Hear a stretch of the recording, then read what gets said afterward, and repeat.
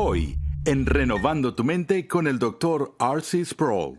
Ahora, Dios le da la oportunidad de pararse en la montaña y contemplar la tierra prometida. Moisés tiene una visión para el futuro de su gente, pero a él mismo no se le permite entrar. Y los únicos sobrevivientes del núcleo original que pueden ingresar a la tierra prometida son Caleb y Josué. Bienvenido a la 12ª entrega de nuestra serie Del polvo a la gloria. El libro de Josué registra el relato de la conquista israelita de Canaán y el cumplimiento inicial de las promesas hechas a los patriarcas. En esta lección analizaremos la vida de Josué y todo lo referente a la conquista de Canaán, la tierra prometida. Escuchemos una vez más al Dr. R.C. Sproul en la voz de Pepe Mendoza. Por tradición llamamos a los primeros 5 libros del Antiguo Testamento, de Génesis a Deuteronomio, el Pentateuco. A menudo también se le conoce, en especial entre los judíos, como la Torá o el libro de la ley.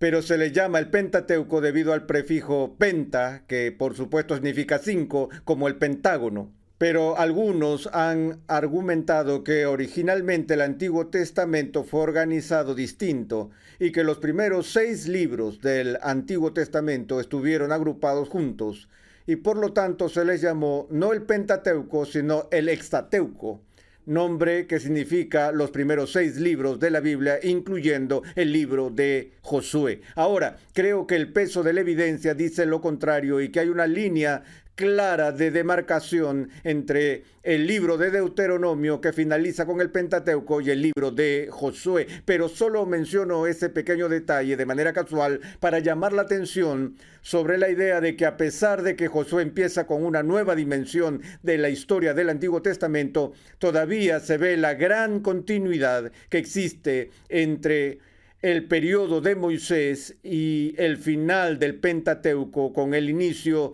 del libro de Josué, ya que el libro de Josué registra los datos de la conquista de Canaán. Es la historia de la entrega que Dios hace en manos de Israel de sus enemigos y la primera dimensión del cumplimiento de las promesas de una tierra prometida a los patriarcas. Y aquí vemos la transición de vagar en el desierto a la conquista y el establecimiento en la tierra de Canaán. Pero como dije, hay una cierta continuidad que existe entre el Pentateuco y este capítulo nuevo en la historia redentora de la conquista de Canaán. Josué es un personaje cuya aparición es prominente en el Pentateuco. Él se desempeña como el ayudante de Moisés.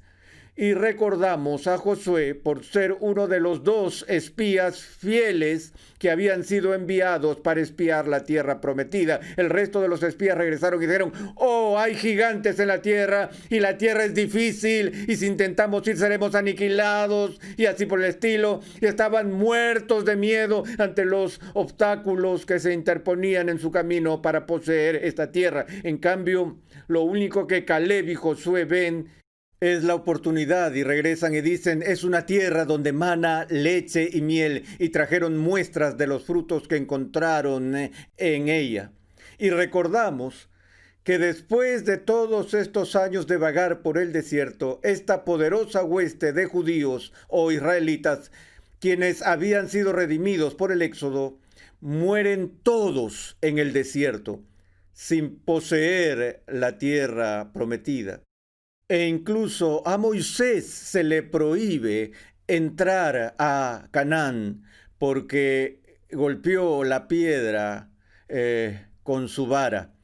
Ahora, Dios le da la oportunidad de pararse en la montaña y contemplar la tierra prometida. Moisés tiene una visión para el futuro de su gente, pero a él mismo no se le permite entrar. Y los únicos sobrevivientes del núcleo original que pueden ingresar a la tierra prometida son Caleb y Josué. Así que una de las cosas que vemos al final del Pentateuco es un registro de la renovación del pacto que Dios había hecho con Moisés en el momento de la muerte inminente de Moisés, y hay una dinámica que se desarrolla aquí, la cual tiene un nombre en teología, se llama la sucesión dinástica. Sucesión dinástica es el tipo de cosas que se ve en las monarquías, donde la autoridad real se pasa de padre a hijo, o de madre a hijo, o de padre a hija, en donde la corona es un asunto de herencia biológica. Y hablamos de las distintas dinastías que han surgido en las naciones a lo largo de la historia. Lo vimos con la casa de Omri en la monarquía de Israel. Lo vemos con la casa de David, donde el reino se transfiere a su hijo Salomón y luego al hijo de este, y así sucesivamente. A esto lo llamamos sucesión dinástica. Ahora, esto pasa en el Antiguo Testamento no solo con respecto a los reyes, sino también con respecto a la sucesión del personaje principal que está en autoridad. Y el principio de la sucesión dinástica se lleva a cabo al final del Pentateuco, cuando Moisés está a punto de morir y él reúne a la gente y le hace jurar a todo el pueblo lealtad para con su sucesor. Y su sucesor es Josué. Sé que esto es una exageración y que pocos lo han visto, pero se puede argumentar que nuestro Señor mismo en el aposento alto, la noche anterior a su muerte, celebró la renovación del pacto, muy similar a lo que ocurrió en Moab y luego en Siquem en el Antiguo Testamento, donde reúne a sus discípulos y les da el discurso más largo que haya dado en su vida, que sepamos, sobre el ministerio del Espíritu Santo. Reúne a sus amigos y dice: un poco más y ya no me veréis, y a donde yo voy vosotros no podéis ir, pero no los dejaré solos, les enviaré otro consolador. Les enviaré otro consolador, el Espíritu Santo. Y creo que en cierto sentido, cada vez que celebramos la Cena del Señor, celebramos, entre otras cosas, la presencia del Espíritu Santo como representante de Cristo en nuestro medio. Y cada vez que nos sentamos y celebramos la Cena del Señor, renovamos las promesas del pacto, de modo que todo este principio de renovación y continuidad fluye como un hilo a lo largo del Antiguo Testamento. El libro de Josué trata sobre el sucesor de Moisés, el cual ahora Dios ha ordenado y designado para guiar al pueblo desde el desierto hacia la tierra prometida. Y se nos da una pista de lo que sucederá en el primer capítulo del libro de Josué, cuando el capítulo 1 empieza con estas palabras: sucedió después de la muerte de Moisés, siervo del Señor, que el Señor habló a Josué, hijo de Nun, y ayudante de Moisés, diciendo: mi siervo Moisés ha muerto. Ahora pues levántate, cruza este Jordán, tú y todo este pueblo, a la tierra que yo les doy a los hijos de Israel. Todo lugar que pise la planta de vuestro pie os he dado, tal como dije a Moisés. Y luego el verso 5, nadie te podrá hacer frente en todos los días de tu vida, así como estuve con Moisés, estaré contigo. Una vez más, en la bendición patriarcal, regresa hasta Abraham, y luego a Isaac, y después a Jacob. Una parte integral de esa promesa patriarcal era el juramento solemne de Dios de que Él estaría con ellos. Y se lo prometió a Moisés, y ahora esa bendición patriarcal está pasando a Josué con la promesa de que Dios estará con él. No te dejaré ni te desampararé. Sé fuerte y valiente para este pueblo, a quien dividirás como herencia la tierra que juré a sus padres que se les daría. Solamente sé fuerte y muy valiente, cuídate de cumplir toda la ley que Moisés, mi siervo, te mandó.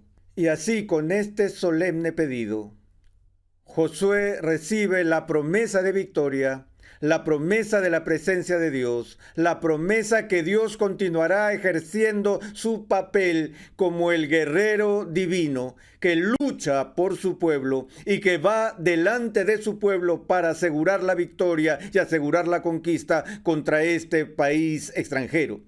Pero con esa promesa de bendición, siempre viene el llamado a la responsabilidad de guardar los términos del pacto, a guardar las leyes que Dios había hablado al pueblo a través de Moisés. Ahora, el libro de Josué se lee como una historia militar, porque eso es lo que es, y es emocionante. Tiene el interés y el drama de una novela cuando leemos todos estos episodios tan vibrantes que se desarrollan en la conquista. Uno de mis capítulos favoritos es el capítulo 5, donde en el quinto capítulo de Josué se está preparando para la batalla y de repente, sin previo aviso y de la nada, este guerrero increíble aparece en el camino de Josué.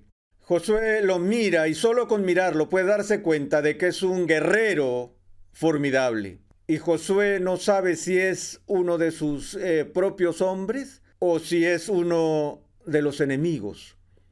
Entonces Josué se le acerca y le dice: ¿eres de los nuestros o de nuestros enemigos? Ahora, esta es una conjunción disyuntiva. Él dice, o tú estás luchando por ellos o tú estás luchando por nosotros. Es lo uno o lo otro. Ahora, ¿estás por nosotros o contra nosotros? Y por supuesto, este guerrero mira a Josué y le dice, no. Espera un minuto. ¿No? Pero tiene que ser uno o el otro. Él dijo, yo vengo ahora como capitán del ejército del Señor. Entonces, ¿cuál es el significado de ese encuentro? Josué se encuentra con el capitán del Señor de los ejércitos cuando él le dice, ¿estás con ellos o estás con nosotros? La respuesta es no. Lo que está diciendo es ninguna de los dos, Josué. La pregunta no es si estoy contigo, sino más bien si tú estás conmigo, puesto que yo estoy a cargo. Recordándole a Josué que todo el poder de esta conquista estará en manos de Dios y no en manos de Josué. Que Josué, aunque es el general sobre todo el ejército y que ahora tiene la autoridad investida en él durante el traspaso de Moisés, sin embargo, él está luchando para el Señor y es el capitán del Señor de los ejércitos el que lleva la nación a la batalla. Ahora, algunos eruditos creen que el capitán del Señor de los ejércitos era simplemente un ángel que le estaba hablando la palabra de Dios a Josué. Pero otros ven el título de capitán del Señor de los ejércitos como que no se refiere simplemente a un arcángel, sino al capitán supremo del Señor de los ejércitos, Cristo mismo. Y muchos ven en este texto lo que llamamos una cristofanía, una manifestación de Cristo preencarnado en el Antiguo Testamento. En lo personal, yo estoy a favor de esa interpretación de este evento. Bien. Luego leemos la historia de la conquista y la victoria poderosa que Dios le concede al pueblo de Israel en la batalla de Jericó. La batalla de Jericó tiene la historia de Rahab, quien esconde a los espías y se gana un lugar en la conocida lista de héroes en el libro de Hebreos.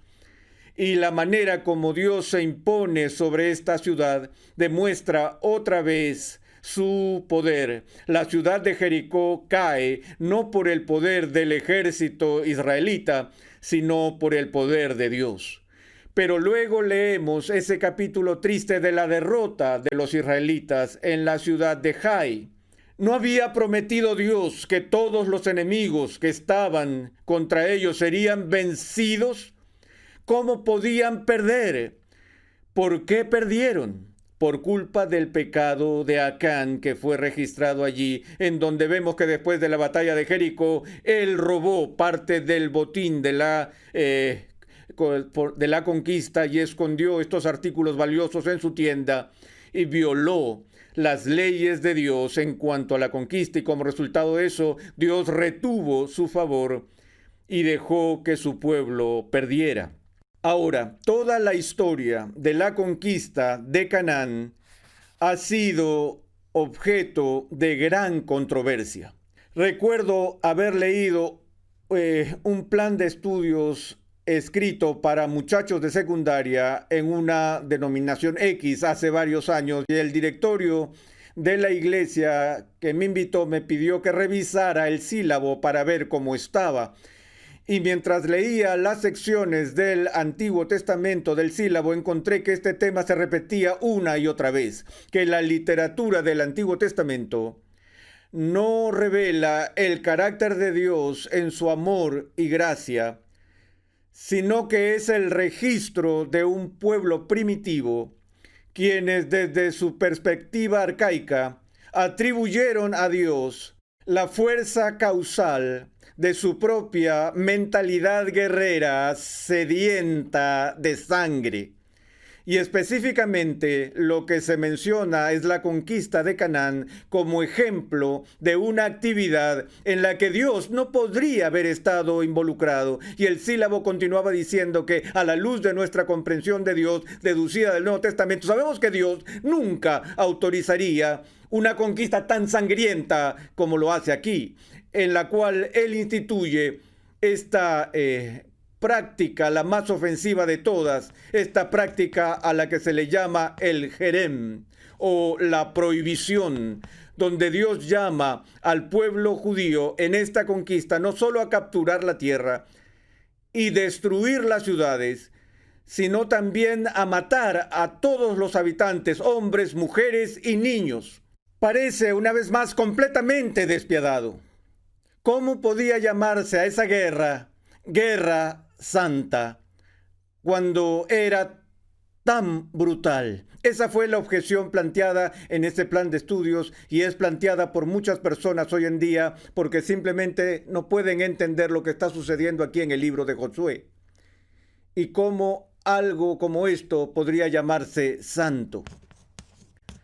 Bueno, recordamos de nuestro estudio del Éxodo que una y otra vez Dios le dice a su pueblo: mi gracia es derramada sobre ti, no porque te lo mereces, no porque seas mejor que esos pueblos que están entregados al paganismo, a la idolatría, a la inmoralidad y a la máxima impiedad. Los habitantes de Canaán eran todos igual de malos y se oponían a las cosas de Dios. Y Dios dijo: voy a darte esta tierra que prometí a Abraham, no porque tú eres mejor que ellos, pero para que recibas mi gracia y aprendas de mí.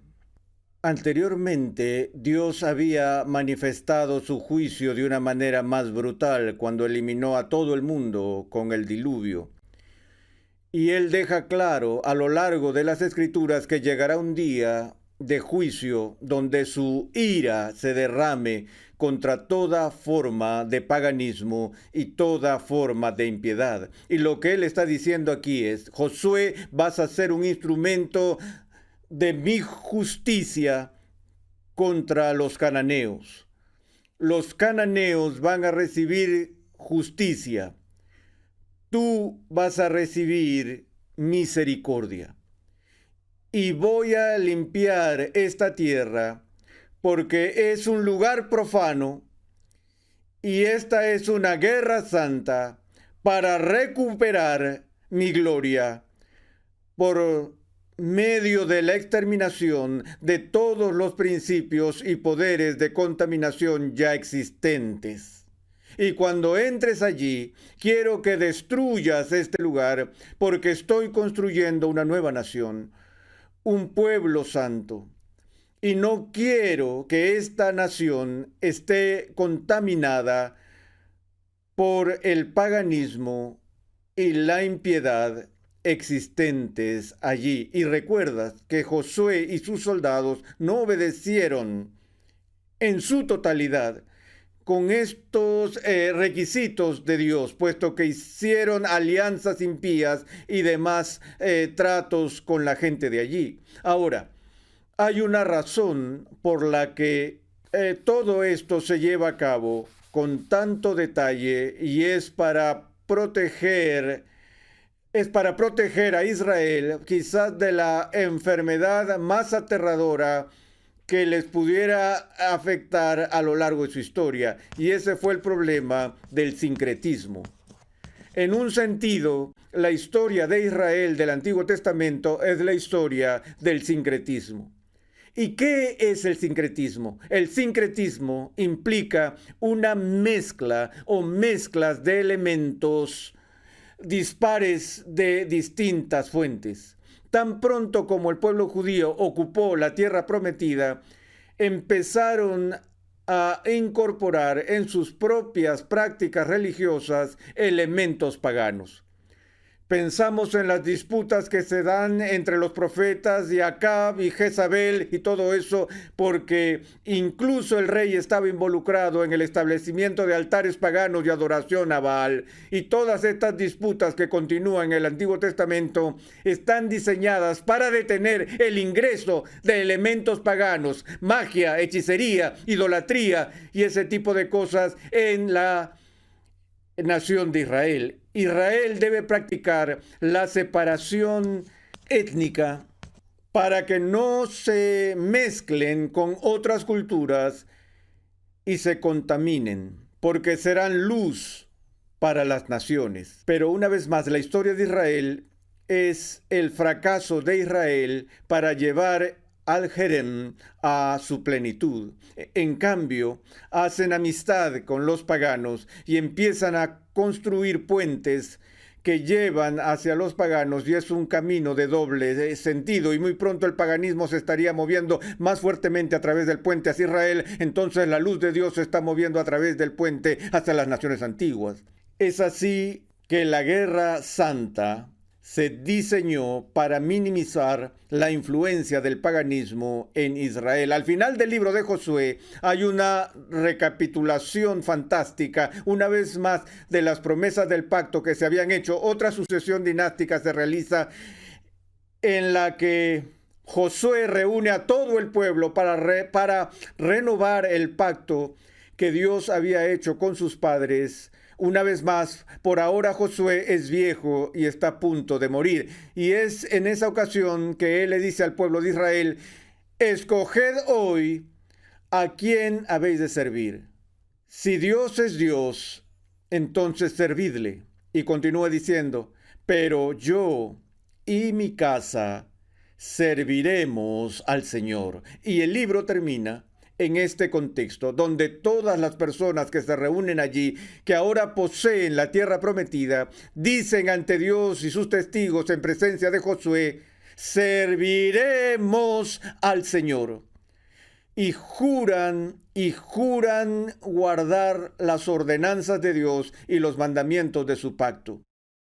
Y Josué dice algo siniestro para ellos, que presagia el resto de la historia del Antiguo Testamento. Después que estas personas juraron públicamente que cumplirían la ley de Moisés y que cumplirían los términos del pacto, Josué les dijo: no puedes cumplir este pacto porque Dios es santo.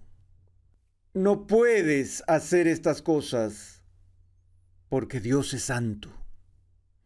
Alertándonos de este mensaje que llega a todas las páginas del Antiguo Testamento, que no importa cuánto logre la carne, no importa cuánto hagan estos seres humanos, nadie, ni Moisés, ni David, ni José, ni Abraham, ni nadie hace todas las cosas contenidas en la ley de Dios porque es santa. Y de nuevo, preparándonos para la venida del Santo de Israel, quien es nuestro Arquegos, nuestro campeón, el capitán del Señor de los ejércitos, quien es el único que guarda las leyes del pacto.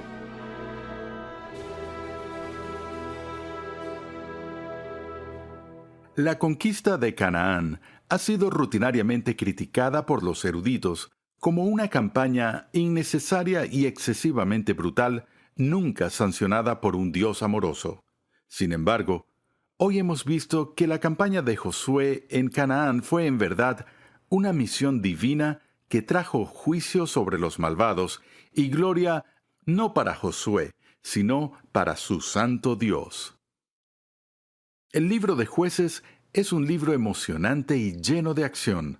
Relata las historias de heroicos hombres y mujeres de Dios que liberaron a los israelitas de sus enemigos.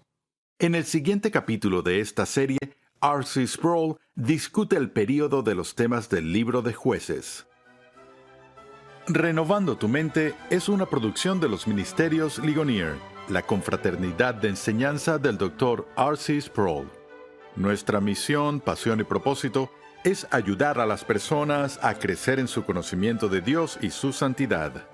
Para contactarnos, por favor envíanos un correo electrónico a programa@renovandotumente.org con tus preguntas, testimonios y comentarios. También te invitamos a visitar nuestra página web, renovandotumente.org, donde podrás descargar gratuitamente la guía de estudio de la serie de hoy y además encontrarás una amplia variedad de recursos tales como artículos y contenido multimedia con la finalidad de cumplir con nuestra misión de proclamar, enseñar y defender la santidad de Dios en toda su plenitud a tantas personas como sea posible. Te invitamos pues a sintonizarnos nuevamente en esta misma emisora, en este mismo horario y a unirte a nuestra comunidad virtual en las redes sociales.